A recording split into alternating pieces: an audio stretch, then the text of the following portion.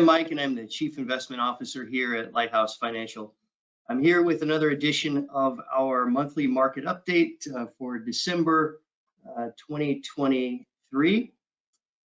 And I'll share my screen here. Merry Christmas, happy holidays. Let's get into it.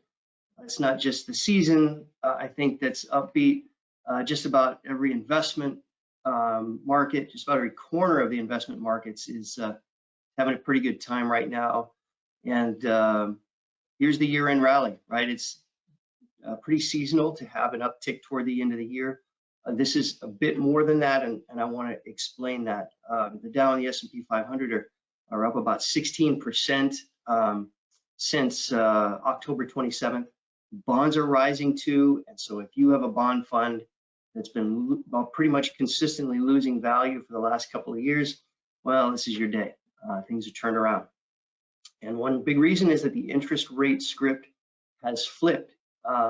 What the Fed was telling us before about how interest rates would be higher for longer has changed to, well, maybe rates will be lower next year.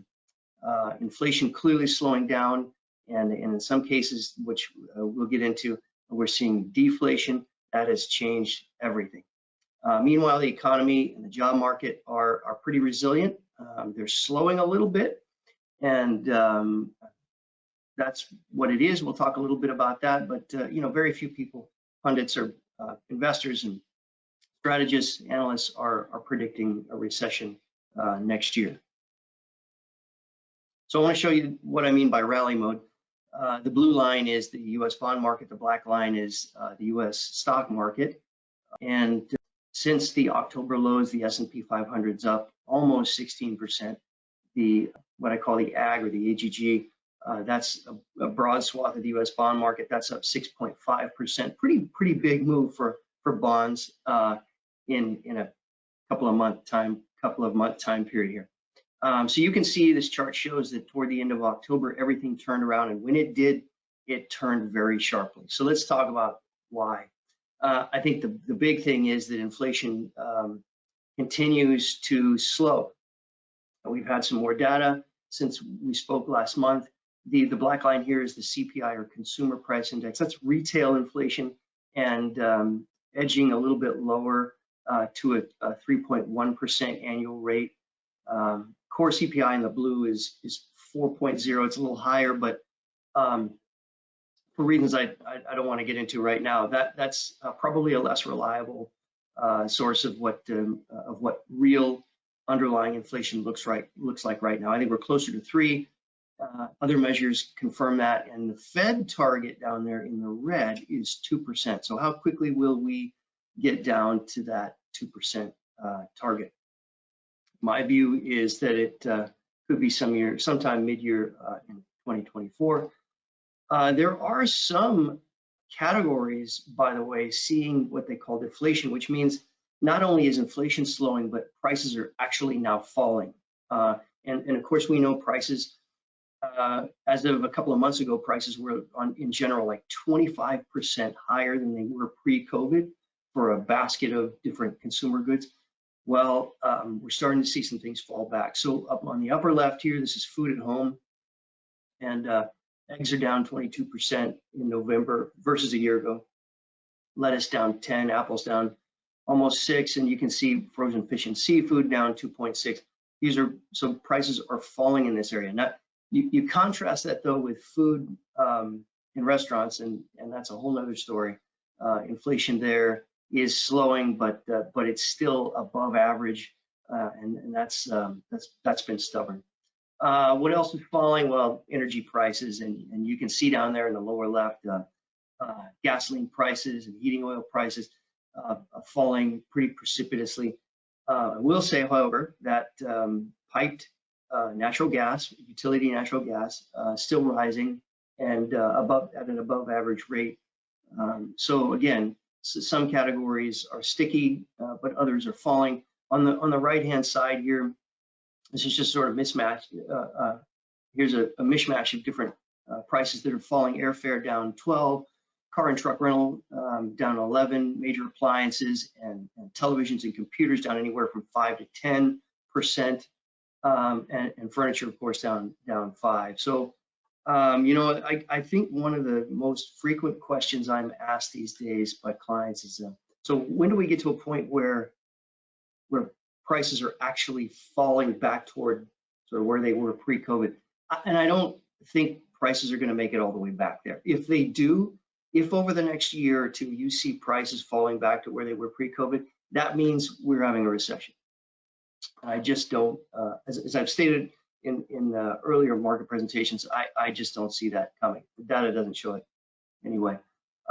So we've looked at inflation in the rearview mirror, in November, but what about inflation expectations? I'd say expectations are really well anchored, and that's Fed speak for sort of benign. Expectations don't hold that inflation is going to reaccelerate. These two charts here, the data is based on trading in the bond market, and so these are bets being placed by real people with real money. The expectation here is that over the next 2 years, inflation is going to average 2.2%. Well, that's awfully close to that Federal Reserve target of 2. So I think that's fairly encouraging. This situation is not out of hand. In fact, this is one of the charts that gives me some confidence to say that all of that nonsense coming out of COVID with really high inflation is sort of in the rearview mirror. So have we reached peak rates? I think so. This is Bankrate.com's average 30-year mortgage rate. You can see that a couple of months ago it peaked out above 8%, and it's fallen now back to 7.18%. I would imagine over the next couple of months you'll see it fall even farther. Why? Well, one reason is that the Fed is patient. I want you to look at that orange line. That is the federal funds interest rate. That's the rate that the Fed sets. They can raise it, they can lower it. They have this independent authority to do it. And you can see this stair step from March 2022 all the way up through July of this year, and then it flattens out.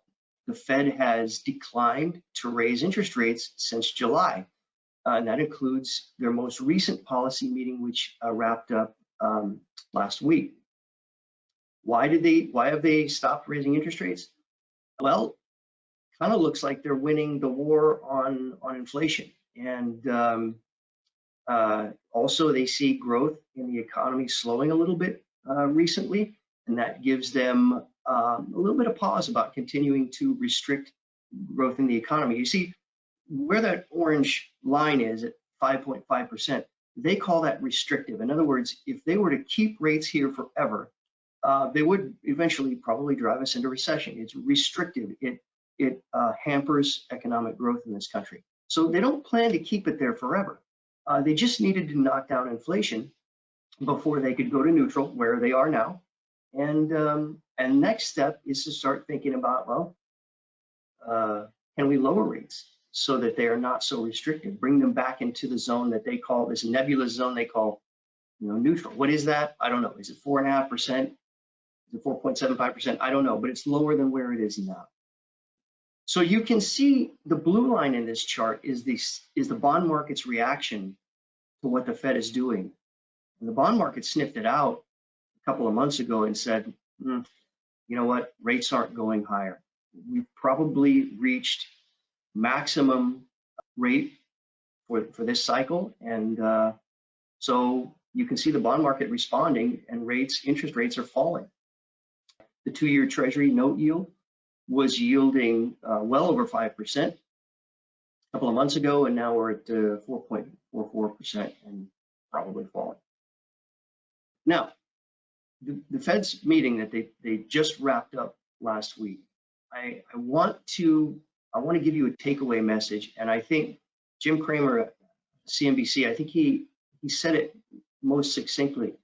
Fed Chair Powell said he's now as worried about the slowdown as he is worried about inflation. So those two are equal risks now for him. And he doesn't want all his hard work to end up causing recession. Now, these aren't the words that came out of Fed Chair Powell's mouth. He can't talk like that. This is parsing. And that's what the market, the stock market, the bond market, That's what we do. We parse the words to give us a takeaway that we can then act on. And this says it as succinctly as I can find. The longer they keep interest rates high, the higher the risk that the economy runs into trouble. And I think Fed Chair Powell essentially said that last week.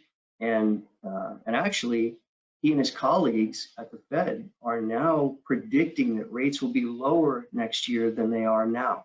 That's great news. And it's one of those events that kind of corroborates how investors were feeling about stocks and bonds. Meanwhile, the economy actually has been holding up rather well, as you've been hearing me say month after month after month. Fed Chair Powell last week said there is no reason to think that we are in a recession now. The risk of one in the future is probably average. So in other words, the wirehouses, the big Wall Street firms tell us that the risk of recession in the near future is probably about 15 to 20%. Okay, but that's average. That's their level of average. That's not elevated. This chart shows GDP growth, or gross domestic product, which is just a way to measure whether our economy is growing or shrinking. And you can see that at the end of 2022, it started to reaccelerate again. And you've heard me say this before, right at the time when most economists and Wall Street firms were saying that we were going to dip into recession, the economy actually reaccelerated. And the third quarter here that was just passed was very, very strong, far above average. The long run average growth in the economy is supposed to be about 2%. So you can see this is year over year, 3% in this chart. We're above average. And I think most investors believe that next year in 2024, the economy is probably going to level out, probably will grow between 1.5% and 2%. And that's fine, slower than it is now. And that's probably because of the restrictive nature of where interest rates are right now. But that's not recession. And so we're sort of in an area that's a little bit Goldilocks-ish. You know, it's not too hot, it's not too cold. We're definitely evening out after a pretty tough post-recessionary period, financially and economically. And I think, you know, we have reason to be optimistic going forward. Certainly, you know, we'll take this year-end rally.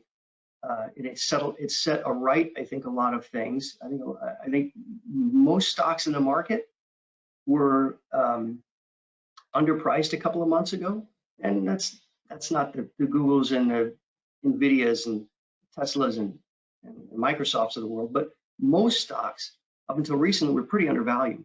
So this is a little bit of comeuppance. We're seeing the rally actually broaden out behind all the, you know, the Magnificent Seven. Some of the stocks that I just mentioned, they carried the water during the first 10 months of the year. But now we're starting to see that rally broaden out. A lot more sectors and industries are getting attention.